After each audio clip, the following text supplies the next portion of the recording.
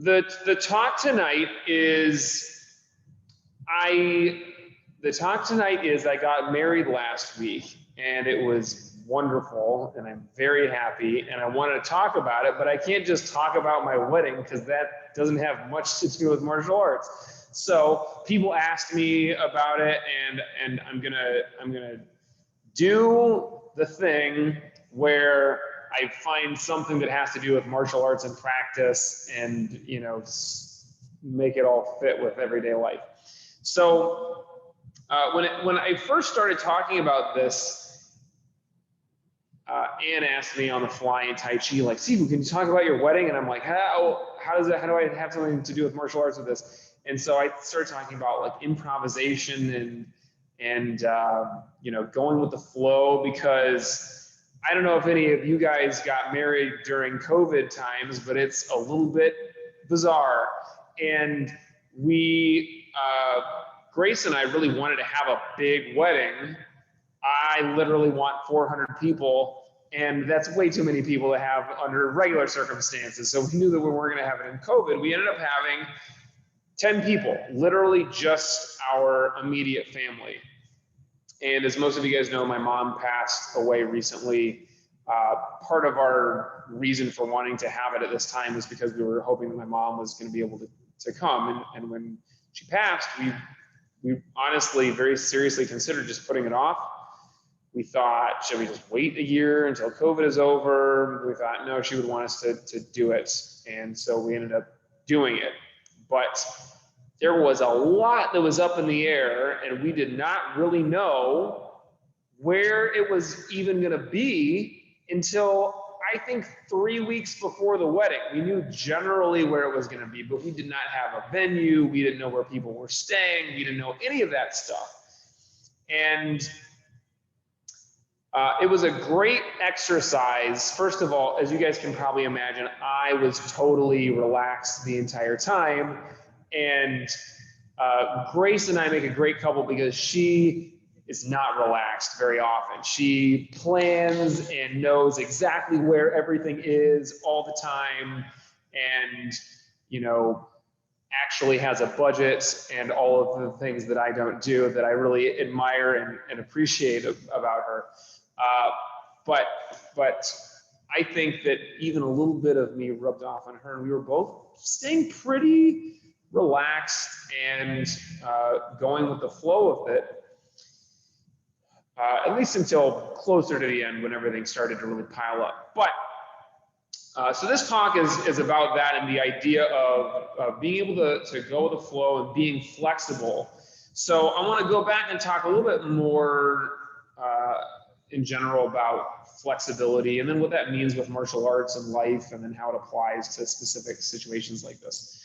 So when you talk about being flexible, you know that this has different connotations. In martial arts, this really means for most people, like, can I do the splits? And there are a couple of you watching class tonight that can do the splits, and then there's all the rest of us that in our dreams we cannot even do the splits. And I mean, literally, I have dreams where I'm trying to stretch and I get to like a 90-degree angle, and that's as far as I go.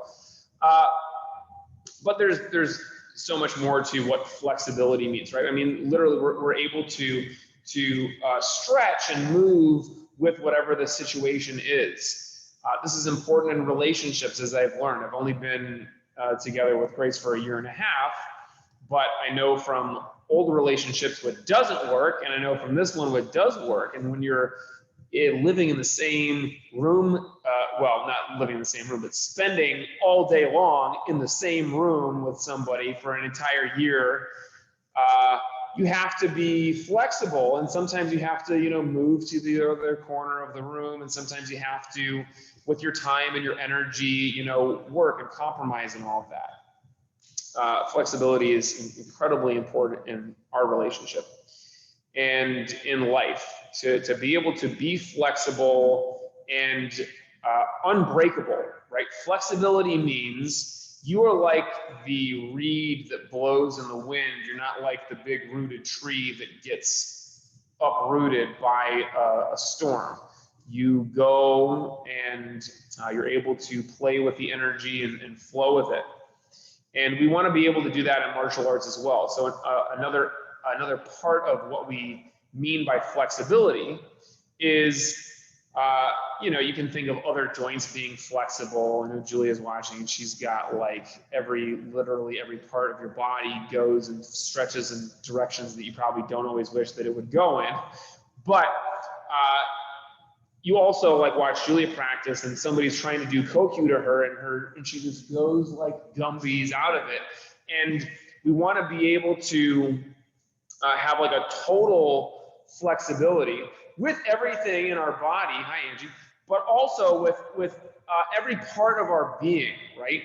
So if we are very stuck and very rooted, and this is what a lot of people, they go to the gym in order to get really big and really strong, and it feels like, yes, I'm not going to move. If somebody wants to move me, I'm not going anywhere. And if I want to move anybody else, I'm going to get it done. But they don't work the other side of this. And it's so important. And I'm talking to you people, and there are some of you who go to the gym and lift and do strengthening, but don't do the stretching. You've got to make that a much more even balance, because you're tightening and tightening and tightening, and you're eventually going to snap. You got to stretch. In practice, this is really important, because there is a limit to how strong you can get. You can only get so strong, and look, it is much stronger than you are now, but there is still a physical limitation to how strong you can get. And no matter how strong you get yourself, unless you are literally the strongest person on the planet, there will be somebody else who is stronger than you, and you will eventually lose some of that strength as you get older. So you want to have the ability to bend and go with energy and absorb energy. And if you're just rock solid, strong, strength, tension, there's no absorption going on. You get hit and it hurts.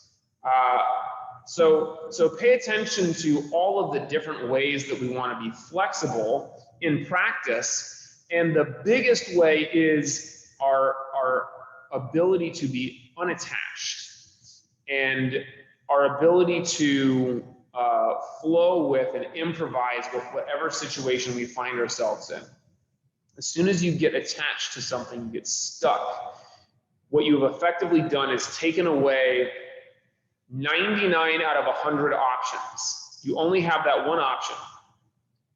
And all of the other amazing possibilities, most of which are probably better than the one that you're stuck on right now, are not available to you. So you see this like you're grappling with somebody, and you get stuck on this one technique that you're going to do, and your body literally tenses around that technique, and it doesn't work. It doesn't work because your partner, moved out of the way, or you had the position slightly off. You didn't have it just right, so it didn't work. But you're stuck on it. So now you're stopped. And what flexibility allows us to do is be unstoppable. We are able to go right into the next movement, the next technique, and it's that mental flexibility that is so incredibly useful, not only in our practice, but everywhere in life. I was talking about this earlier. Some people are very flexible and some of us are not. And a lot of this is based on our genes, right? Some people are just genetically, naturally much more flexible. And some of us are more naturally flexible because of the work that we did when we were younger. And I started martial arts when I was 8 years old, and I was really flexible then. I could do almost the full splits. I could kick over my head. I could do all kinds of amazing stuff. And then I took a few years off, and in those few years, I became unflexible. And the splits are, again, a dream for me. And if you start young and you keep doing it, it will be there for you. It's the same thing with the mental unattachment side of flexibility. If it's something that we practice early and keep practicing, it will be natural for us. But if we are starting late, look, late is better than never. Obviously, start as soon as you possibly can and keep doing it. But you'll notice that it's more difficult for you to be flexible because you've practiced being so rigid and so tense, and it's going to take a lot of practice to get you out of that way of being that you have practiced. And whether you chose to be that way or not, it is the way that you are now. So it's going to take a lot of time and energy to get you to be more flexible. Now, some people, I think, like genetically or based on our brain chemistry or whatever else it is, we just naturally kind of go with the flow of things. You take like me and my brother. My brother and I are similar in some ways and very different in many ways. And, we have the same upbringing, more or less, had a lot of the same experiences. My brother I absolutely love him. He's not the most flexible person in the world. Physically, he's about as flexible as I am, which is to say, not great. I'm more flexible than him because I stretch a lot for martial arts, but I mean, like, just in life, right? I am probably too far unbalanced in the end of being just loosey-goosey, go with the flow of whatever, and whatever happens is great, and I'm totally happy, and I am, which is nice. My experience of life is great because I'm happy with pretty much whatever happens. I mean, literally, if it's sunny outside, I'm happy no matter what else is going on. And there's good and bad to that, right? My brother's kind of the opposite. It's like always, go, and really have a very specific idea and often what I would say is an attachment to something, and I've got to make that happen. And a lot of people that get the most done in the world are like that. They are uncompromising. They know what they want, and they go and go and go until they get it. And if they don't get it, it's like the world is over. So my brother and I played golf the day of my wedding, and actually I played pretty well that day, which is not normal. I usually don't play very well, especially compared to my brother, who's really good at golf. He plays every weekend, and he's very good. He didn't have any of the kind of duffed shots where you like chuck your golf club across the course out of anger, but that happens sometimes with him. And again, my experience of golf is always just like, I'm just there to have fun. It was sunny and nice, and it doesn't matter if I'm hitting my ball into the woods or into the ocean or it's going right down the middle. I'm here for a good time. It is, my brother's attitude has led him to work very hard and to be much better at it. I just don't care enough about golf. My attitude towards martial arts is like that, but it's a slight difference, right? So what we're talking about being flexible means that I should be able to be uncompromising sometimes and really push and try as hard as I possibly can. But then also to be able to accept what the reality is and then move around it, right? So this is kind of what we mean when we talk about effortless efforts. And in martial arts, we have to be, we have to push ourselves very hard. There is so much real effort that happens. And even though I've only been married for a week, I am going to imagine that in a marriage, you have to push and work very hard. But it cannot just be that, like I have the way that I expect it to go and I push as hard as I can. And if it doesn't go that way, too bad, because there are two people involved. There are multiple people. And it's the same thing when you're practicing with a partner in martial arts. You have an idea of a technique, you have your energy, and it's going in a certain way, but sometimes your partner is going to move or respond in a way that makes your idea absolutely pointless. It is the opposite of what needs to happen now because of the way that your partner has responded. So there's give and take, right? And push hands. And push hands is a great analogy for a relationship. You push, but then you also take, and you feel your partner's energy, and you're flexible in that, right? If you're super rigid like this, the style of push hands that we do is much more fluid and flowy. If you're super rigid and your partner has enough strength, they're going to push you over. But if you're able to absorb and then feed that energy back on them, and I'm not saying in a relationship that you are manipulating the other person, although sometimes it might seem like you're doing that. What you're really doing is actually being there and being with them and listening and really recognizing that even though I had this very strong idea, now that I see what's actually going on, now that I feel what you feel, I recognize that my idea is not the best.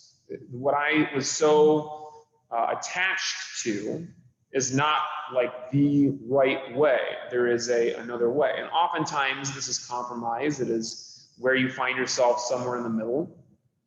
A kind of related thing from the recent past was when Michigan and UCLA played basketball. I think this is 2 nights ago. I went to the University of Michigan, and I care a lot about their basketball team and their football team. Grace went to UCLA. She doesn't care about their teams at all. But that didn't stop her from really kind of lording it over me when UCLA won. It was a very tight game. Michigan should have won. There are lots of reasons why it didn't happen. But when faced with the reality that my team did not win, I have two choices. I can be all like huffy and puffy about it and be angry and attached to that need, that desire that I had for Michigan to win, or I can let that go and I can celebrate the fact that my wife's team won. And that's what I did. And I'm not saying that that's always what I'm going to do. And I don't want to build up a bad precedent. Like, my marriage is off to a rocky start for me because already her team won. We can't let this keep happening because I'm never going to hear the end of it. But in this instance, I feel like since it's the first time, I'm going to go and try it, where I'm going to root for UCLA. Why? Michigan's not in the tournament anymore. We can't win. UCLA still is. So I'm going to go ahead and say, you know what, honey, I'm going to root for UCLA and fully be excited if they win, right? This is just one example of the way that we really want to be. And again, I've only been married for 1 week, so I can't say that I've figured it all out yet, but I know what doesn't work from the past, and that is being stuck on you needing to have it your way. And to be able to just instantly set it aside and go with what's available, that is really what our practice teaches us. So I don't think that Michigan is going to keep losing to UCLA if they ever play football. It's definitely not going to happen. But this is where we are, and I'm great with it. So we practice in the dojo all the time: flexibility, non-attachment. These are super important things for us to take out into everyday life. So those of you guys that are in relationships, that is a perfect place to practice it. And your significant other will be very thankful that you are practicing non-attachment and flexibility. Now, you can obviously go too far. So you can stretch and stretch and stretch. And if you take a rubber band and you pull it, and you keep pulling it, and you keep pulling it, and you keep pulling it until your fingers go out of the shot, then it snaps. And you will snap someday, because there is a limit. What we want is for our limit to be very, very flexible. We want to be able to really go, but we still have our own limits, right? And your relationship can only stretch so far, and you can only give so much. and capitulate to a certain point where it's now no longer a relationship. It is like one person bullying the other person into however they want it to be. It's the same thing in practice, right? We want to be able to play with our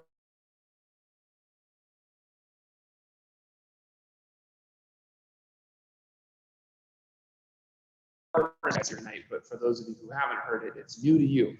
I was practicing push hands with a senior student, and he kept pushing me, and he was a bigger guy and a stronger guy, but I didn't even try to push back.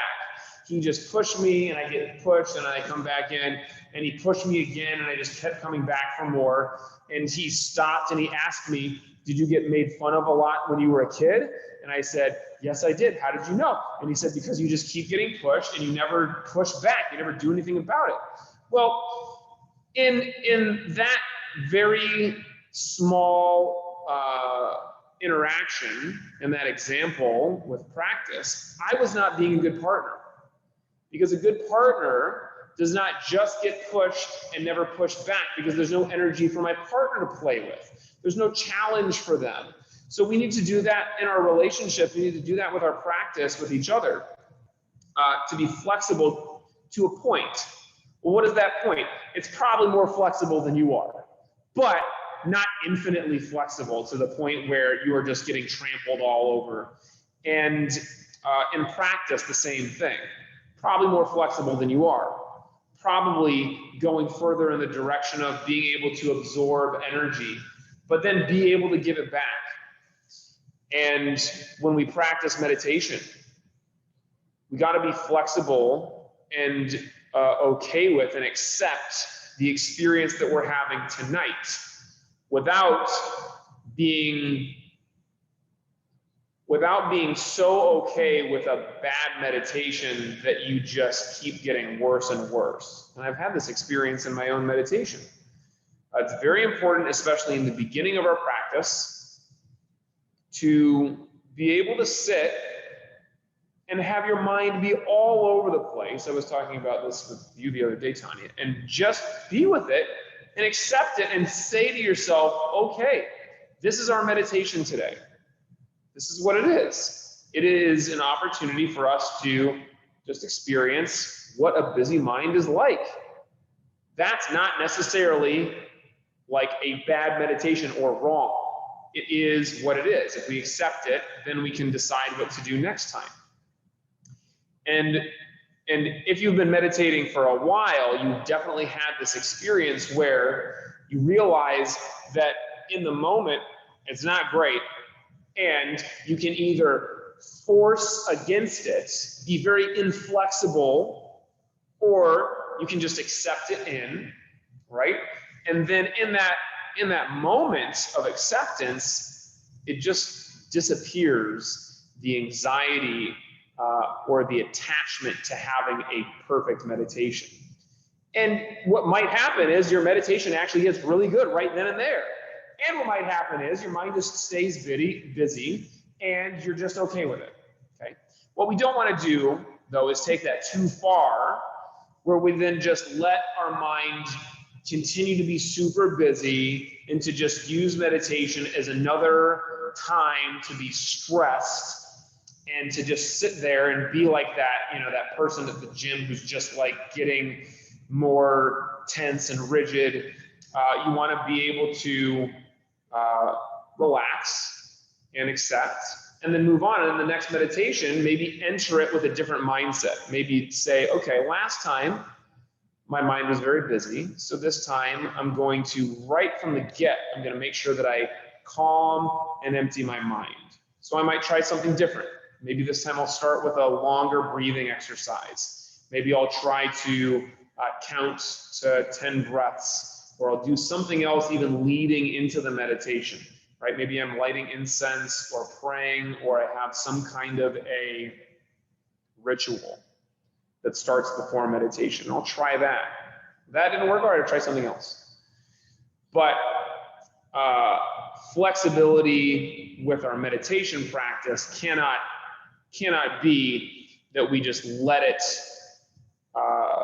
we let it just be a time for sitting and stressing and thinking and having lots of thoughts rattling around, right? So a balance, a give and take. And what it might feel like is like push hands. Maybe in this moment of meditation, I'm getting lots of that anxiety. Okay, so I'm going to take it in, I'll breathe it in, and I'll push back with a really solid effort to let it go and just be totally present with the breath. And I might try that a couple of times in this meditation. All right, well, it didn't work in this meditation. So the next meditation is going to be, a push hands with my practice. And this is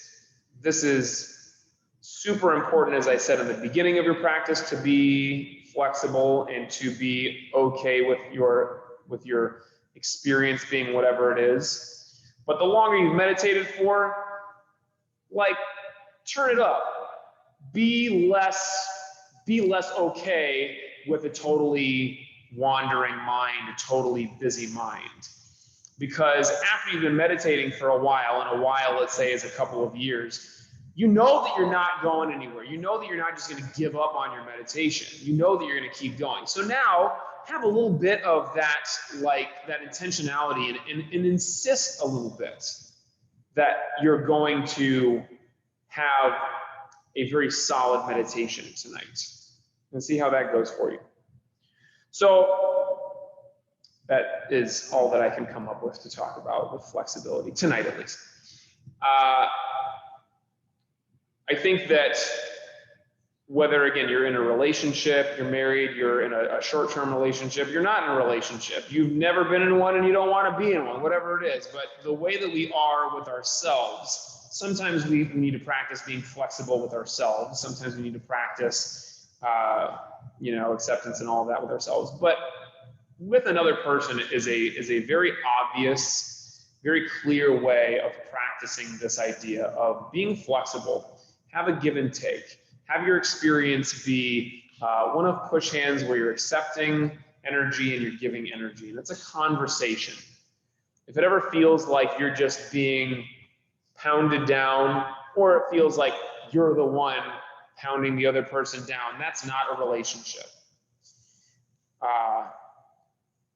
And because it feels right. I knew that I was going to marry Grace when we were stuck in a car together. We went to Tijuana on our 6th date, I think. And if you have never tried to get back across the Mexican border, you shouldn't, because it's a disaster. We literally were in the car for 12 hours stuck there together. And that was great practice for COVID times, being stuck in the same apartment for a year. But that was kind of when I know, and it felt right. It felt easy to be there in a situation where most of the time you feel like this. Now, that was early on, and maybe we're both putting our best foot forward, and who knows what would happen the next time we go back to Tijuana. But I do know this: we will not be getting stuck at the border for 12 hours, because we'll just leave at 3 in the morning if that's what it takes. In any case, the feeling that you get when it's just working, right? This kind of synergy, this is not necessarily an accident. It's one that we create. We have to create it sometimes with effort. We have to create it sometimes by just letting go and allowing it to come forth from us, from the other person, or from the energy that you create together. So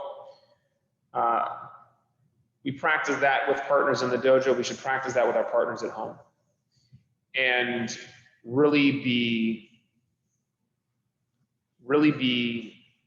great with your partner in that way. And that it is right when it feels right. You know that it's wrong when it feels wrong. So keep kind of edging back to that balanced place of flexibility of give and take. And good luck to all of us. So we're going to practice that in meditation tonight. Again, when you recognize your mind getting tense, rigid, and attached to a thought, practice letting it go.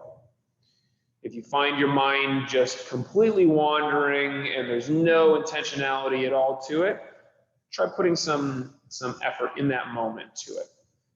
Really take in the feeling of whatever it is that you've got with the inhale, and then push back with an exhale right into a strong, intentional focus.